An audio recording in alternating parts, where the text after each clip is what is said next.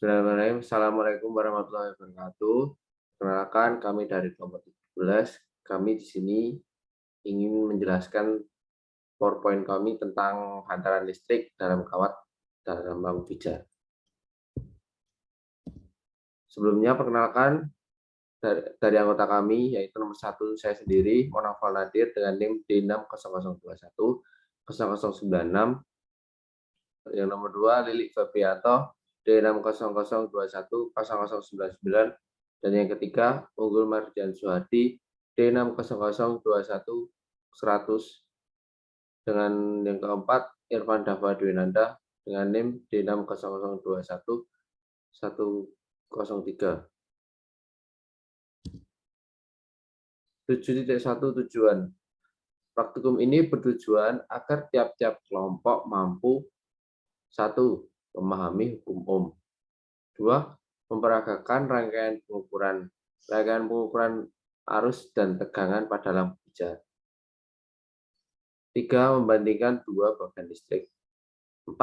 Melakukan analisis hasil perhitungan dan memberikan kesimpulan sesuai dengan percobaan dan perhitungan kelompok tersebut. 7.2 Landasan teori. Arus listrik adalah perbandingan antara tegangan masukan dengan hambatan rangkaian listrik. Arus listrik berbentuk dari adanya aliran-aliran muatan listrik yang mengalir pada medium tertentu. Pembagian arus listrik dibagi menjadi dua bagian, arus listrik searah dan arus listrik bolak-balik. Satuan dari arus listrik adalah ampere. Tegangan adalah hasil perkalian antara arus dengan hambatan listrik terbagi menjadi dua tegangan searah dan bolak-balik. Satuan tegangan adalah voltage. Salah satu hukum fisika dasar Ohm. Hukum Ohm berbunyi untuk suatu konduktor logam pada temperatur konstan, perbandingan antara perbedaan potensial dua titik dan konduktor dengan arus listrik adalah konstan. Jika hubungan ini digrafikan, maka akan terlihat seperti gambar di bawah ini. Grafik yang sesuai dengan hukum Ohm persamaan 1 disebut grafik ohmik, sedangkan yang tidak sesuai disebut non-ohmik. Hukum Kirchhoff. Hukum Kirchhoff terdiri dari dua persamaan yang membahas tentang kekekalan muatan dan energi dalam rangkaian listrik. Dan pertama dijabarkan pada tahun 1845 oleh Gustav Kirchhoff. Hukum Kirchhoff terbagi menjadi dua macam, yaitu Kirchhoff-Current Law atau KCL dan Kirchhoff-Voltage Law atau KVL. Hukum KCL berbunyi jumlah secara aljabar arus listrik pada suatu titik cabang sama dengan 0 secara ringkas. Yang dimaksud titik cabang adalah pertemuan antara tiga penghantar atau lebih yang biasanya ditandai dengan bulatan hitam. Next.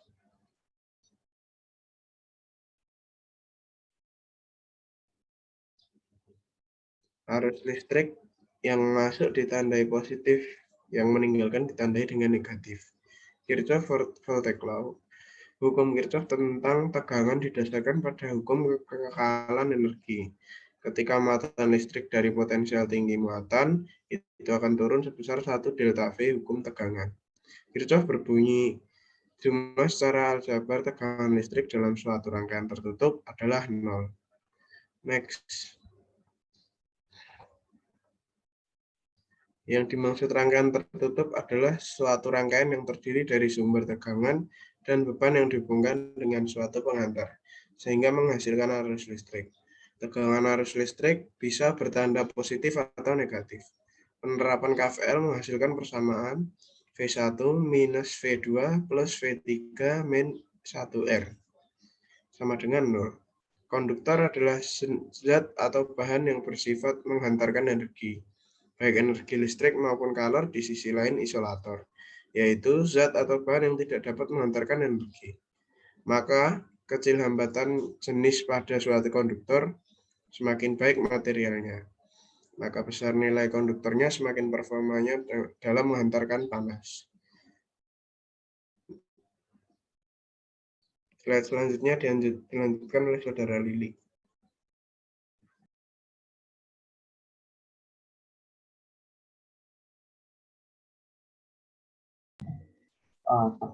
Selanjutnya, ini merupakan tabel hambatan jenis dari 3 benda konduktor. Dan slide selanjutnya yaitu rangkaian listrik adalah sekumpulan elemen atau kumpulan listrik yang sedang dihubungkan dengan cara tertentu dan paling sedikit mempunyai lintasan tertutup. Rangkaian seri adalah suatu rangkaian listrik yang disusun sejajar, terdiri dari 2 atau lebih beban listrik yang dihubungkan ke suatu daya lewat suatu rangkaian. Berikut merupakan contoh rangkaian seri.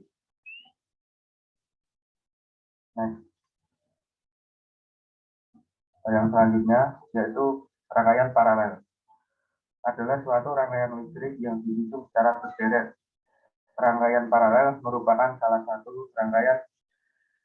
satu yang memiliki lebih dari satu bagian gam edar untuk mengalirkan arus dalam kendaraan bermotor sebagai beban dipasang paralel.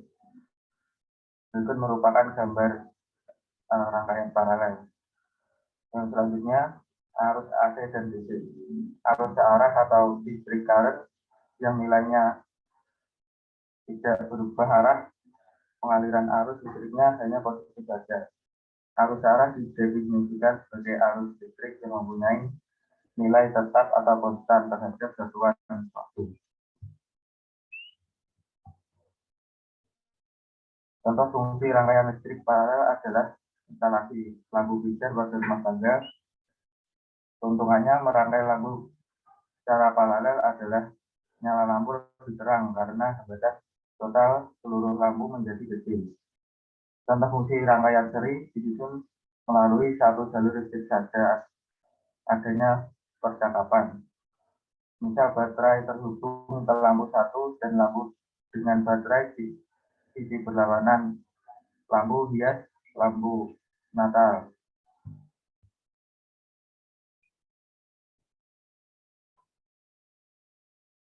Selanjutnya dilanjutkan oleh Mas Dava.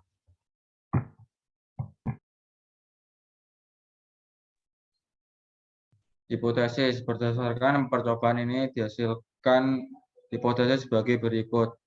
1. Semakin besar tegangan, maka semakin besar hambatannya. 2. Semakin besar daya lampu, maka semakin kecil hambatannya. 3. Semakin besar daya lampu, semakin besar pula arus yang mengalir.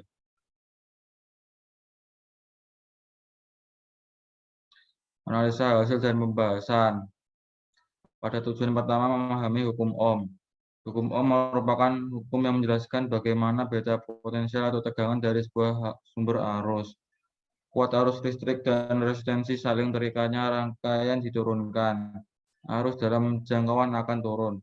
Hukum Ohm juga merupakan bahwa jika tegangan dijaga koefisien, resisten penghantar yang lebih kecil akan menghasilkan arus yang lebih besar dan resisten rangkaian yang lebih besar akan menghasilkan arus yang lebih kecil.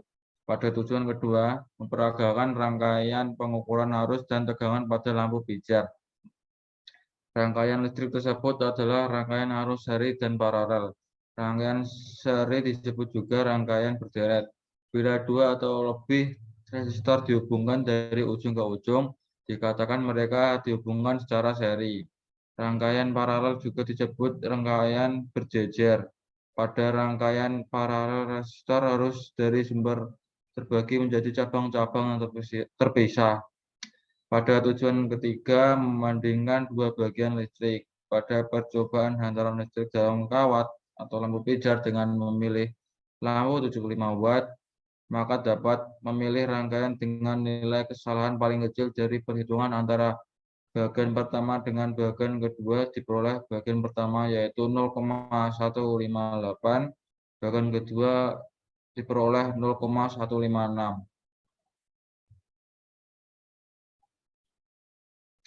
Pada tujuan keempat, melakukan analisis hasil perhitungan dan memberikan kesimpulan sesuai dengan percobaan dan perhitungan kelompok tersebut. Pada percobaan ini, jika tegangan lampu sama besar, maka delta P akan sama besar. Percobaan pertama 60 watt delta P 1,26 ohm. Percobaan kedua 70 watt, delta P 1,47 ohm. Percobaan ketiga 80 watt, delta P 1,68 ohm. Percobaan keempat 90 volt, delta P 1,89 ohm. Dan percobaan kelima 100 volt, delta P 2,1 ohm. Pada hipotesis pertama dituliskan bahwa semakin besar tegangan maka semakin besar hambatannya.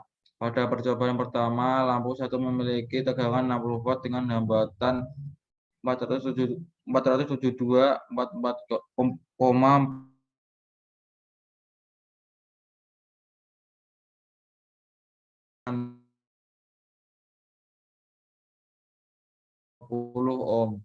Percobaan ketiga, lampu 180 watt dengan hambatan 547,94520 ohm. Percobaan keempat, lampu 190 volt dengan hambatan 584,415584 ohm. Percobaan kelima, lampu 100 volt dengan hambatan 613,49693 ohm. Maka semakin besar tegangan, semakin besar hambatannya dinyatakan benar. Pada hipotesis kedua, semakin besar daya lampu, semakin kecil hambatan. Pada percobaan 1, lampu 1 60 watt menghasilkan hambatan 472,44094 ohm. Percobaan 1, lampu 2 75 watt menghasilkan hambatan 382,16560 ohm. Percobaan 1, lampu 3 100 watt menghasilkan hambatan 289,855072 ohm. Maka semakin besar daya lampu, semakin kecil hambatannya dinyatakan benar. Next.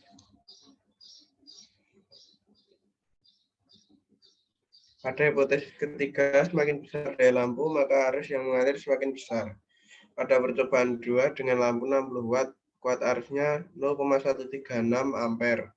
Pada percobaan 2 dengan lampu 75 watt, kuat arusnya 0,169 ampere. Pada percobaan 2 dengan lampu 100 watt, kuat arusnya 0,224 ampere. Dari data tersebut bahwa semakin besar daya lampu, maka arus yang mengalir semakin besar dinyatakan benar.